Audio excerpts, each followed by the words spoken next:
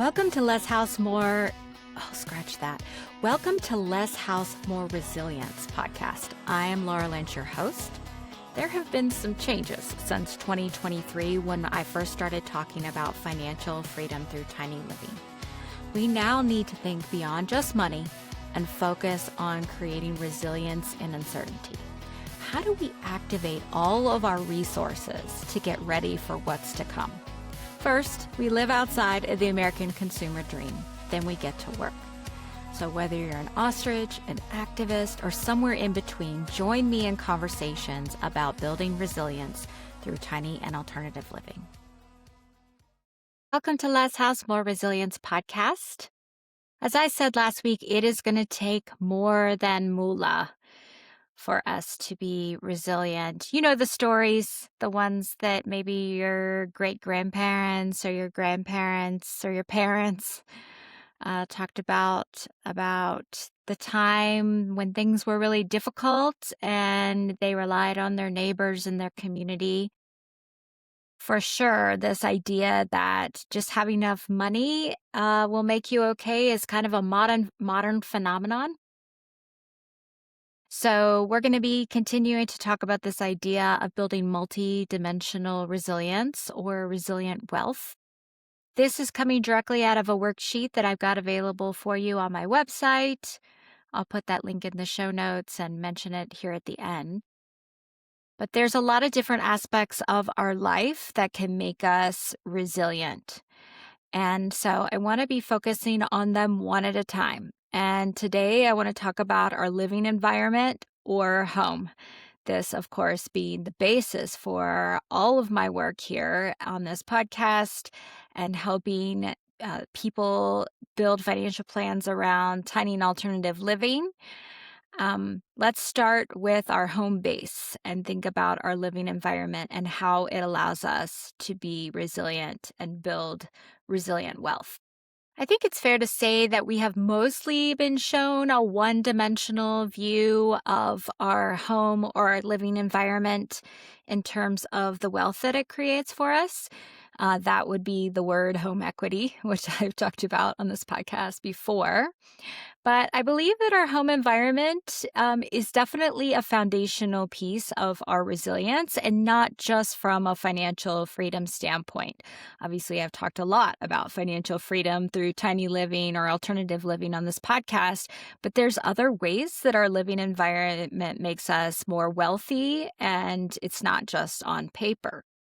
Though, of course, having less or no housing debt definitely allows us to be far more flexible, to focus our human capital, which is our time, our attention, our energy, onto things that we think are more important. Having less house allows us to focus on other aspects of our life. And having less or no debt usually makes us less subject to the change risks that we're facing in the world today. So we'll definitely be talking about debt mitigation in another episode. Having just enough house also frees us up to be more focused on building wealth and resilience in other areas of our life.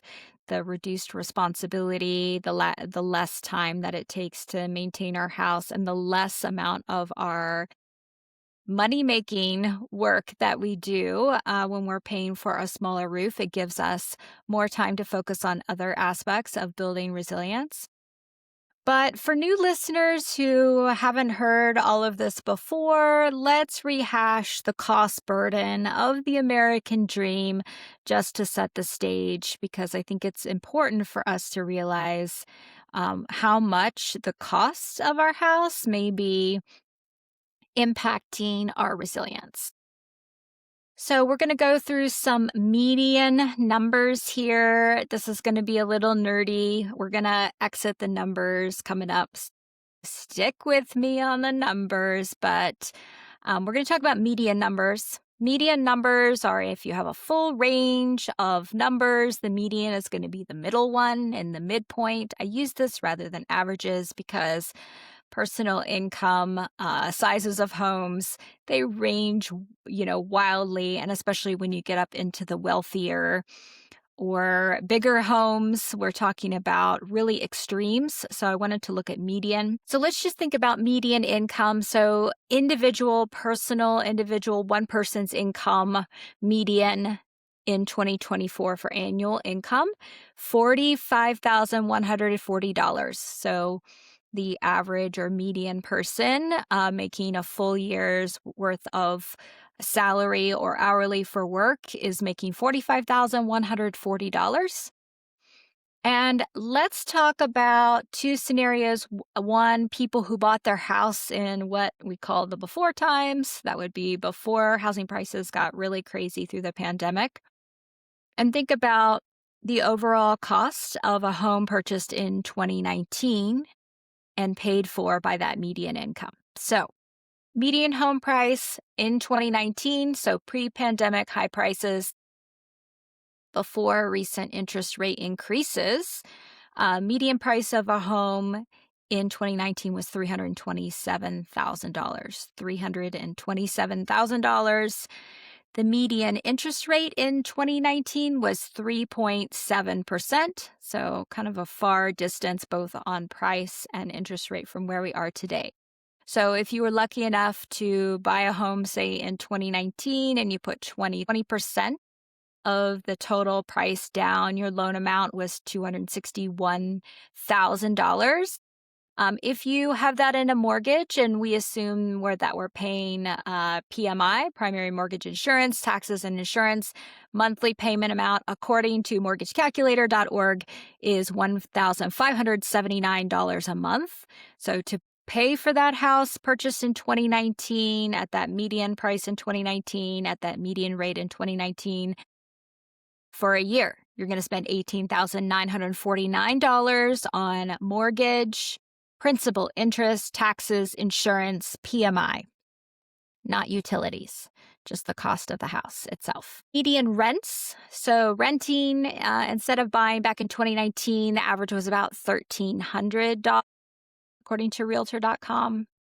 So annual housing costs back in 2019, of course, when you buy a mortgage, you're lucky enough that amount, if you have a fixed rate mortgage, continues forward. So if you bought that house in 2019, today you're still spending $18,949 a year as a percentage of the median income. So if you're making $45,140 and you're spending $18,000 of that on your housing, that's about 42% of income. 42% of income spent on that house that was purchased in the before times back in 2019. Now, for the sake of comparison, let's take a look at buying a house in 2026. So the most recent data that we have, of course, is that same income of $45,140. This is St. Louis Fed data, by the way. Most recent data on a median home price today, $410,800. So definitely has gone up since 2019. Median interest rate, most recent, 6.09% as I was preparing this outline for this podcast. So 6.09% interest. So if we put that into mortgagecalculator.org, which is the mortgage calculator that I always use because it doesn't have a lot of ads or pop-ups trying to get me to buy a mortgage, and we look at the same assumptions around taxes and insurance and PMI, we have a monthly payment of buying a house in 2026 of $2,364 a month. That's $28,373 a year. Median rents, as just to throw that in there too, for 2025, according to Realtor.com, were $1,696. So up from $1,300 back in 2019. So if you were to buy a house in 2026 based on median price and median rate and median income, your annual housing cost of $28,373 as a percentage of median income of $45,140 is 63%. So if you've ever been through a mortgage process, you will know that you cannot buy a house if it's going to cost you 63%. This is where debt to income ratio comes in. How much debt payments are you making as a percentage of your income? In this case, 63% is higher than what a mortgage lender will allow. So therefore, if two people come together to buy that house and they both are having median income, we're going to have total household income of $90,280. And if they buy that median house at that median rate, we're at 31% of income. 30% in rough numbers of total household income spent on the house. So, what is the point of going through these numbers that we've probably talked about before? And how does this tie into resilience? So, as I'm sure that you are feeling, just like I'm feeling, we are at times of extreme uncertainty.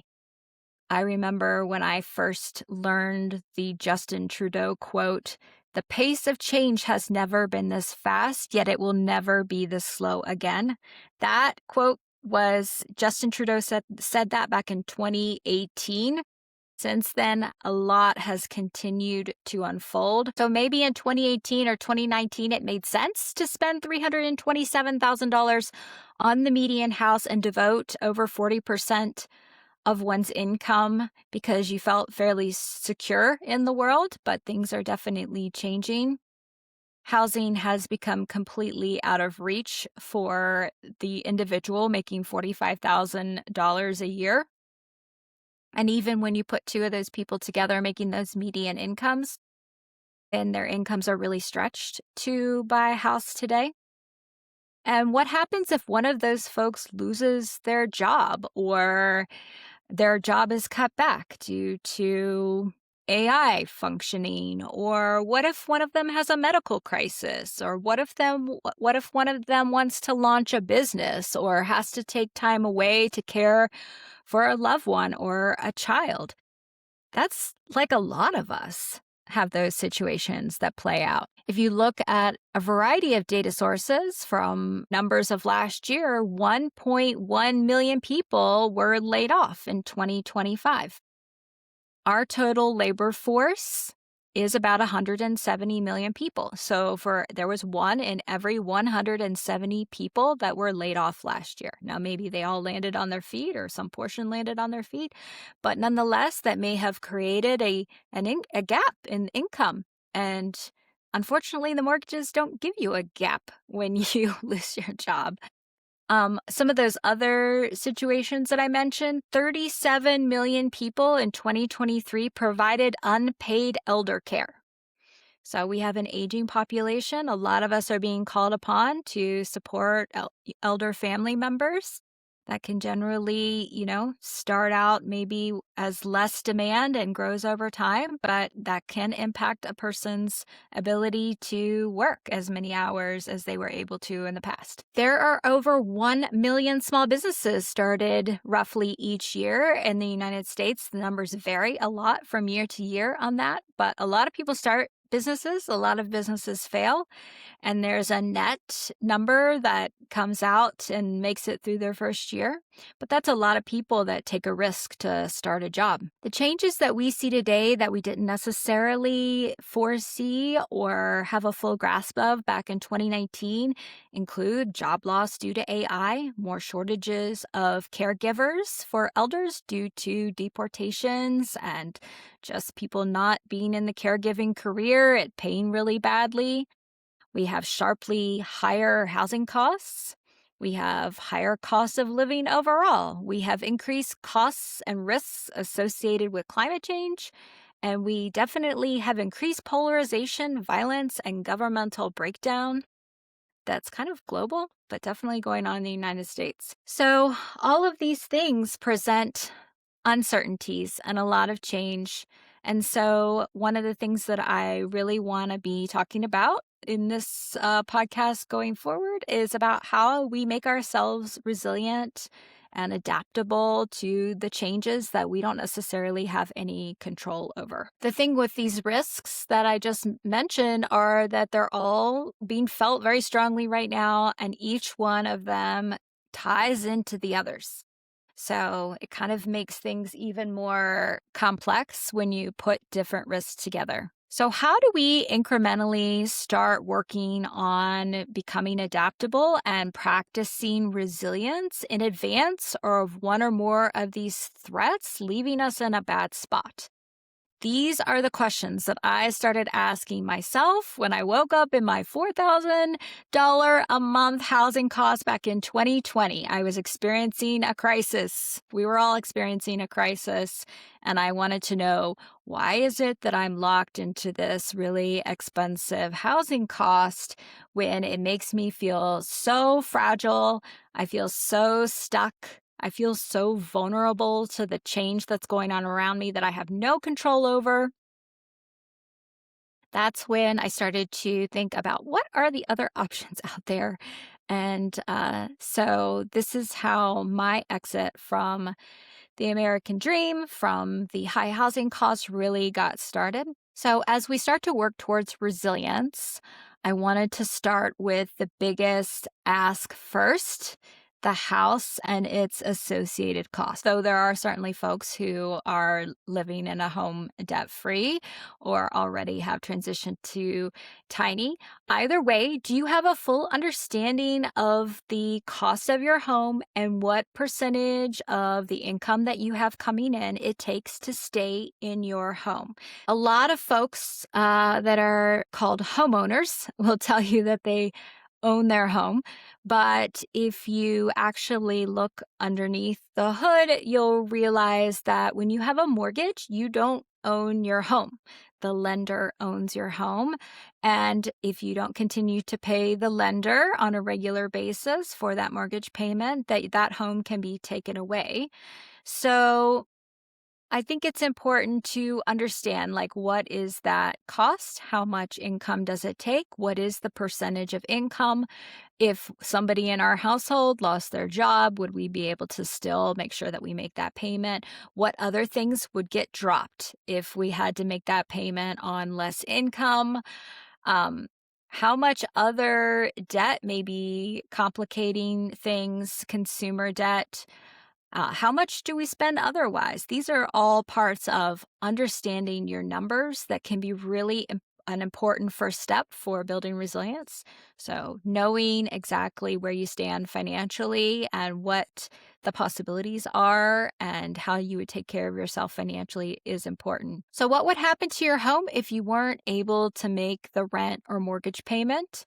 Would your spouse or partner have enough income? Could you borrow from your family or friends?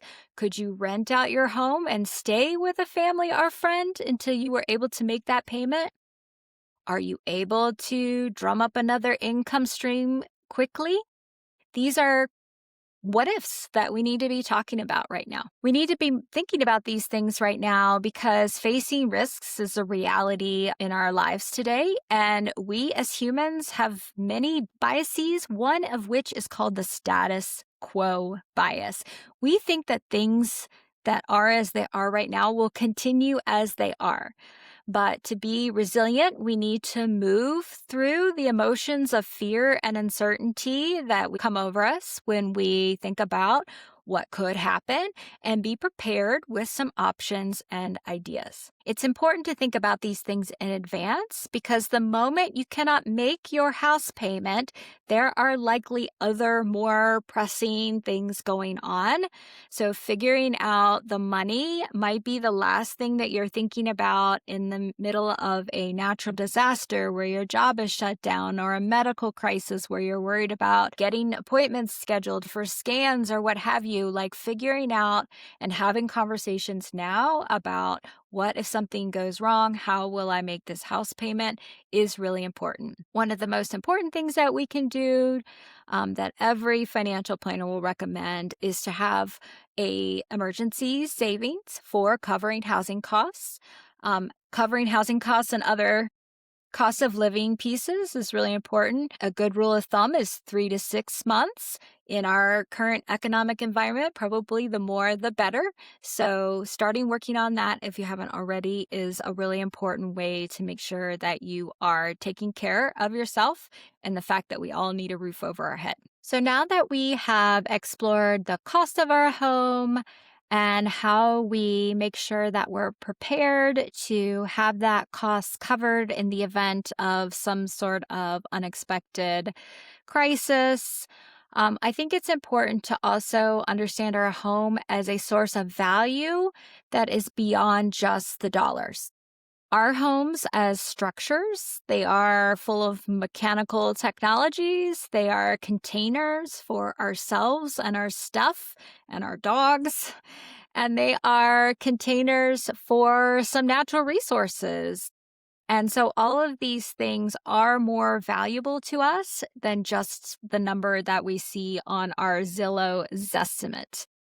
Our home can help us actually take care of some basic needs like food, water, and air. Our roofs shed precious water that can be used for food growing or can be used to back up our well or utility water supply. This is redundancy. Redundancy is how we make sure that we're going to be okay if something happens to our water supply. And so, thinking about our roof as a source of water can be one way that we can add some redundancy of something that is literally critical to our ability to keep going. Water is really important for us. We are 80% water, as I think you know. The aspect or position on a piece of land, whether that's in a condo or an apartment or a house, and the vegetation that's around our home or living environment can actually benefit our need for heat and cooling and clean air. I'm sure that we all know that the plants in our homes create clean air for us to breathe, and that the shade that trees can create reduces our need for cooling. In times where we hear about major heat waves or major winter storms, these are situations where those extreme temperatures can threaten life. And so, if we have good solar windows that are capturing sun's heat, if we lose heat, we may be in a better spot than someone who's completely shaded in. And likewise, if we were to lose power and our air conditioning, having good access to shade trees can keep us alive. So these are really important functions of our home's built environment, too. Lastly, the waste that comes from our homes can be used to build soil. This is composting, right?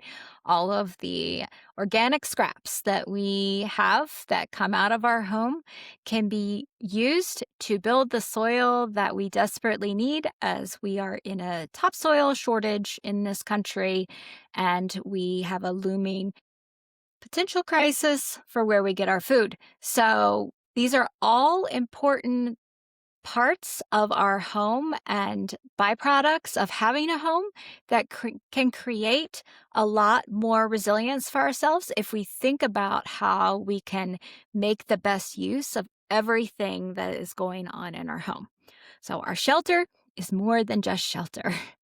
So let's expand a little bit further and take our living environment, our home, and think about it in some other areas of resilience, because we will be talking about each one of these topics in more detail. But I think the home or a living environment is a really great basis for a lot of other things. So, one of the things that is really important for resilience is human relationship. And if you're like me, you may have taken the cultural message around valuing independence a little bit too far and learned a distinct distrust of others. But now is really the time for us to question our mindset around how we need others to survive.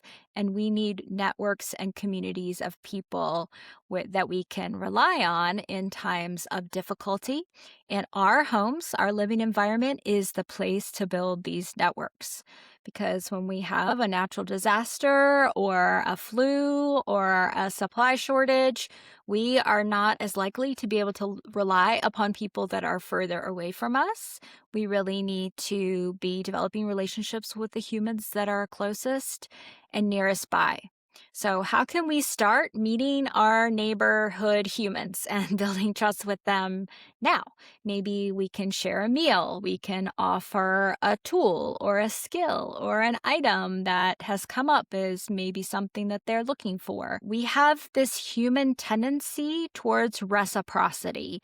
It's another one of those built in things that we may not pay that much attention to, but when we get that chain of giving started, we are likely to have someone ready when we need something in the future.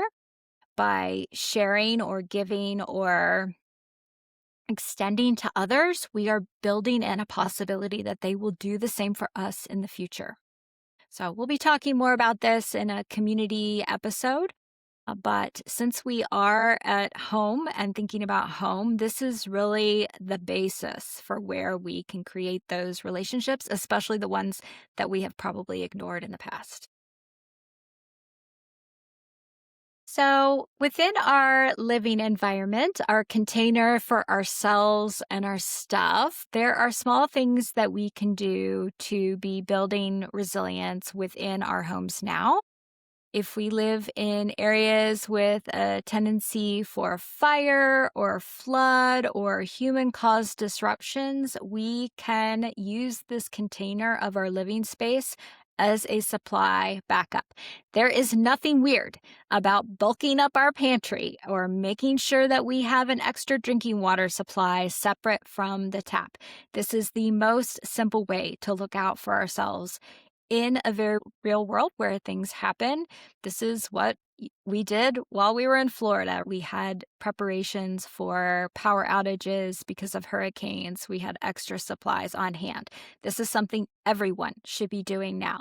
They should be working on building up some extra supplies around them, especially food and water, in case something happens in their area. Another area that we will talk about resilience in is skills and talents. There's obviously a major shift going on in the labor market right now, and our home is a base from which we can start exploring other things we might be good at besides going to work and making the paycheck.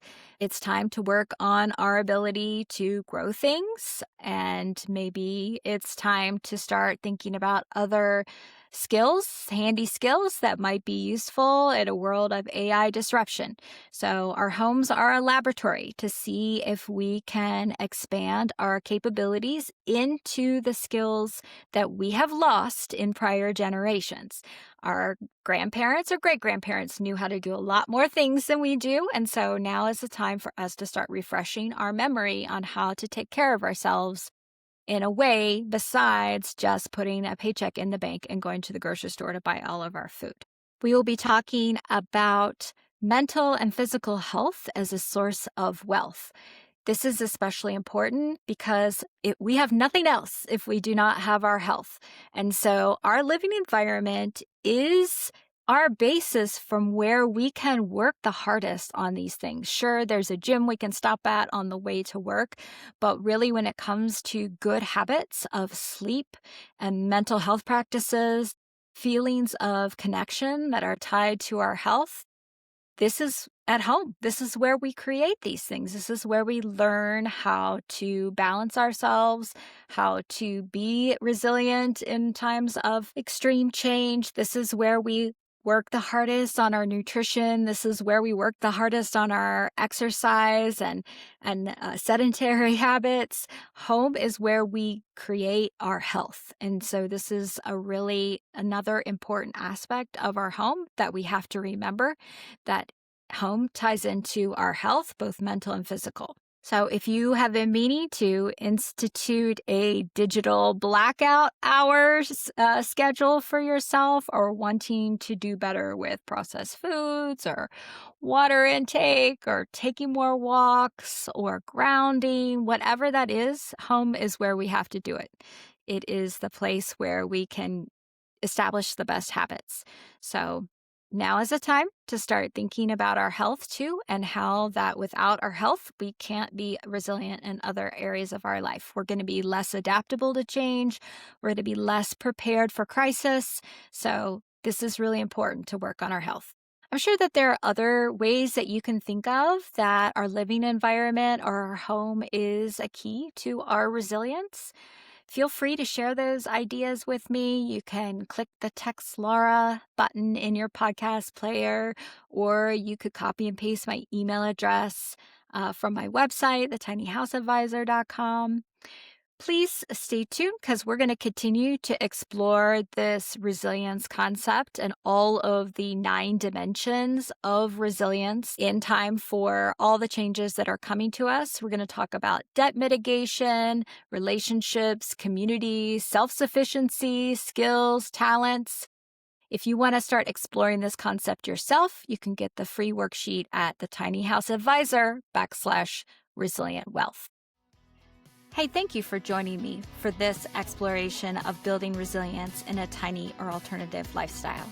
As always, you can find more about me and my financial planning work at thetinyhouseadvisor.com, where I help clients build an unconventional plan for freedom and resilience. As you know, many people are stuck in an American dream that prevents them from choosing how to spend their time or building a cushion for uncertainty. If you know someone who could benefit from the message of this podcast, please pass it along. This episode was produced by me, Laura Lynch, in my tiny home. You can find a disclosure about this podcast at thetinyhouseadvisor.com/disclosures.